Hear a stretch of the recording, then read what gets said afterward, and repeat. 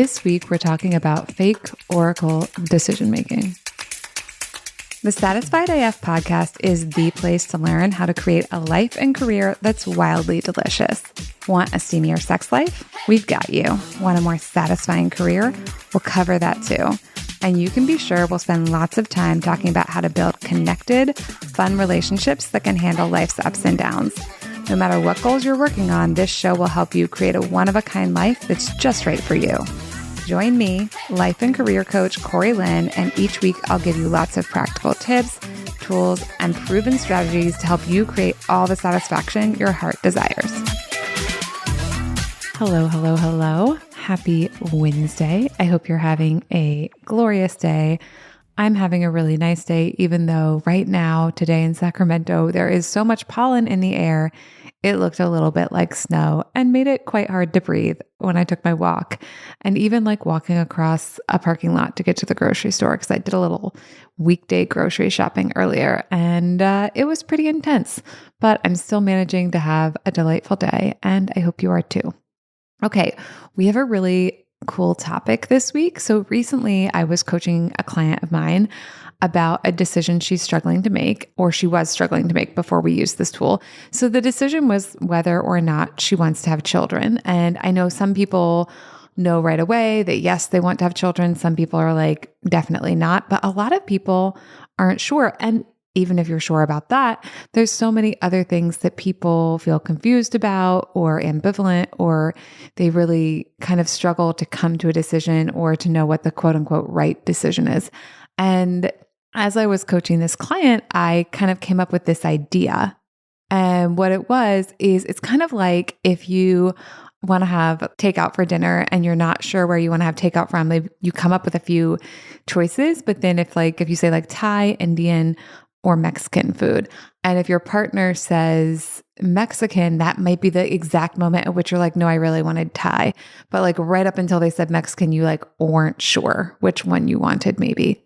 This happens to me all the time. And sometimes in my head, I just like imagine like, well, what if the person said this? How would I feel in my body?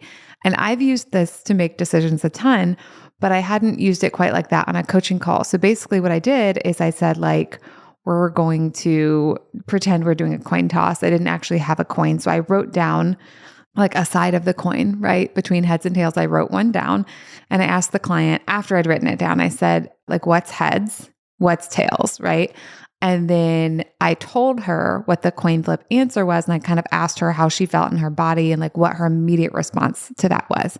And so the reason I'm calling this tool fake oracle decision-making is because I think a lot of times we want like a true oracle. Like we want someone to just know the right answer. We want someone to like be able to give us a guarantee, like this is 100% right for you or 100% wrong for you. Casual definition of an oracle is a person giving wise or authoritative decisions or opinions, according to Merriam-Webster. But the real original, I think, meaning of an oracle is like someone who communicates with the divine, right? Or it uses divination. So it's almost like being able to read the future or being able to like hear the voice of God or whatever. And I think like that's the level at which sometimes people want to be reassured about like, okay, this is definitely what I should be doing. But there is no reassurance like that. Like sometimes we do have an internal knowing that's very certain. You know, my old coach, Cara, used to say like, there's no certified letter from the universe that is going to assert like, yes, this is the one.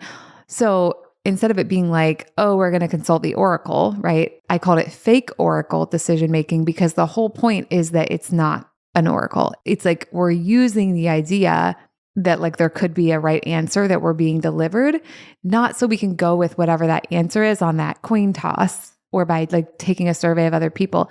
It's more about once you hear whatever the coin toss said or the other people say, it's about you tuning into your own body and your own awareness and your own like response or reaction to what other people have said or what the, quote unquote oracle has revealed.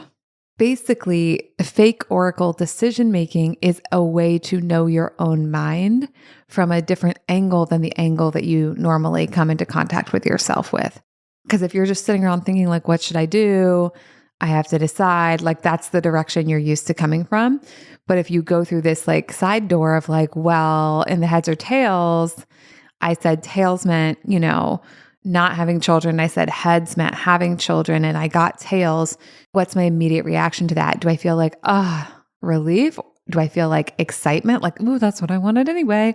Or do I feel like, oh shit, just in this moment, I figured out that actually I want the opposite answer to be the one that's revealed right now.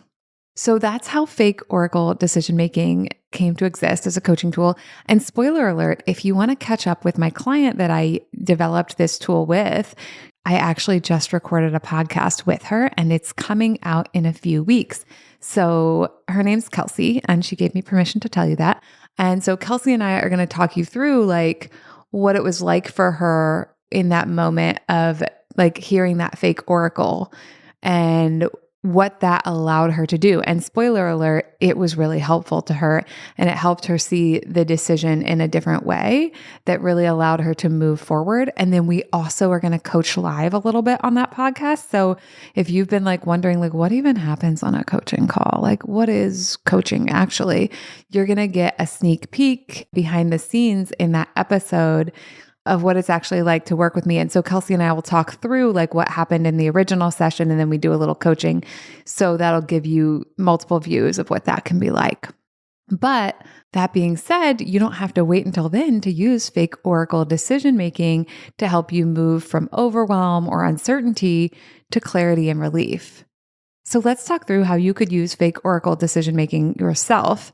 And I'll just say right now, if you'd rather have me walk you through fake oracle decision making than DIY it, that's an option too. I have room right now for new one-on-one clients in my 3-month coaching package. And I also, when there's room in my calendar, do offer single session coaching packages. So if you're like, I just need to make a decision on this thing and I want Corey to walk me through it, that's absolutely an option. And you can just go to CoreyLynn.com/learn more and book a single session there. Okay, so what's a decision you've been trying to make? Like, are you deciding whether to move across the country or not? Are you wondering if you should like talk to that hot person that you see at the bakery every weekend? Have you been noodling on whether or not you want to finally launch your business in 2024? Or are you like really tempted to quit your job and use all your savings to spend 9 months, traveling the world, but it also feels like a really scary decision to make? Whatever decision or multiple decisions you have to make, I get how sticky they feel. They can feel super hard. They can feel super high stakes. And I do think fake oracle decision making will give you like a different take on making that decision. So let's walk through how you can do it.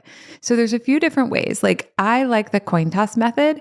You do need a second person, I think, or an actual coin, right? So you can decide like, okay, heads is I move to Miami, tails is I stay living in Seattle. And then you do the coin toss. And then whichever side you get, what's the immediate response in your body? Are you like, fuck yes, I knew I wanted to move to Miami?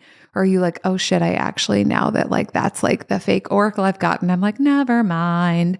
What this is going to allow you to do is, again, it's going to allow you to see like, what's your body's reaction to the presented fake oracle information. If you're not a coin toss person, there's lots of other ways to do this, right? Like, let's say you'd have a decision and it has more than just heads or tails, right? More than 2 choices. So you could write down, the different options on like little pieces of paper and put those papers in a mason jar and kind of like swirl them around and then draw one out like you're picking a raffle ticket winner. And so this is just a different way of doing the same thing. It's like if you have 5 options, right? So like, let's walk through what your 5 options could be. It could be like quit my job and spend 9 months traveling. It could be launch a business. It could be try to get a job in a different industry. It could be try to get a job, like a different job in the same company. Or it could be like try to get promoted, right? Those could be like 5 different things you could be like pondering for your career. You could write all 5 down, you put them in a mason jar, you swirl it around and you pull one out. And let's say the one you pull out is like try to get promoted. How does that feel in your body? Are you like, fuck yes, that's the one I want to do anyways? Or are you like, ugh, I knew that's the one I should be doing, but like you feel this resistance, like you don't want to do it? What comes up for you? And then how can that inform you about what decision you'd like to make? So something I do want to bring up is that there is no right answer. So this fake oracle decision making is not going to help you figure out what the quote unquote right answer is. It's just going to help you see kind of what your underlying feelings are in a different way. But I think it's also important to mention it's not necessarily going to eliminate all of your social conditioning. So like take the getting promoted example. If part of you really thinks that's what you should be doing, when you draw that answer, you may be like, ugh, I knew it. I knew I should be doing that. So like, just note that that's a really different bodily sensation than like relief. Like, yes, oh, this is the one I wanted to do anyways. Or then excitement of like, oh, it's going to be fun. Feeling obligated, to me, that's not a good enough reason to do something. To me, if I feel obligated, like, oh, I knew that's what I should be doing, that indicates like, oh, there's some socialization here about what like an appropriate or correct response is. And then I get to decide if I want to go along with that socialization or if I want to make a new choice about how I want to show up in the world, if I want to socialize myself in a different direction, if I want to embrace a new perspective. What else might come up when you see the fake oracle? You could have a feeling of dread. You could have a feeling of overwhelm. Now, again, these feelings are just information about, kind of how you feel towards that option. The ones I look out for is like being like tingles of, okay, this may be the choice I want to make, are relief and excitement, right? If you draw one and you're like, yes, to me, like that's an indication that that's something you really want to do. And then maybe there are other obstacles, right? Like maybe you're not sure how to do it, or maybe you need more information, or maybe you need to like talk through an action plan with a friend or someone like me. To me, that means like, this is what, I want to do, but maybe I'm not 100% sure how, versus that other like obligation one. I feel like that's like a really heavy energy. And that says like, this is the one I feel pressured to do, but you don't have to do the things you feel pressured to do. Just because you've been socialized to do something, or that like at a certain age, you have to be a certain way, doesn't mean you have to make that choice. One of the things that Kelsey and I talked about, and we're going to talk about also, in that interview that we have coming up in a few weeks, is like, who is your life for? What is your life for? Is your life for doing what you quote unquote should do, or like following a certain prescripted path? Or is your life for like trying interesting things and following like what sounds delicious to you? And the real truth here is like, I'm not here to tell you what your life is for. You get to decide what your life is for. And if what you want to do is follow a sense of obligation, like you're allowed to. And some people derive a lot of joy and pleasure from that. I personally don't. And so for me, it's really helpful to look out for like, what do I think I should do? And does that actually line up with what I want to do and who I want to be? Or is that a shackle I would like to free myself from so I can live my life as more of an expression of my desires and my values? Okay, so there you have it. That is fake oracle decision making. And I think it can be really helpful and give you kind of an interesting, different gut check on what you really want to do, what really sounds delicious to you, what really sounds deeply satisfying to you. And also, like, you can do this alone. You can do this with your friends, like have a fake oracle dinner party, and you can all work on some kind of choice that has been bothering you. Or if you're like, I would much rather be guided through this process, come book a single session or come sign up and let's work together for a few months. And we can work through the fake oracle tool together and then really talk through all the little pieces that come up and sort them out. And if like you figure out what you want to do, but there's a lot of obstacles to getting it, like let's say you're like, oh, what I really want to do, actually, I've realized now is launch a business, but I have no idea how to launch a business or like what the steps even are. That's exactly the kind of thing I know about because I've launched my own business and been in business for 6 years.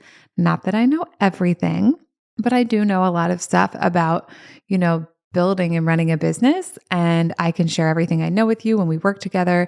And if there's things I don't know, I probably have resources as well that you can look into for how to find that information.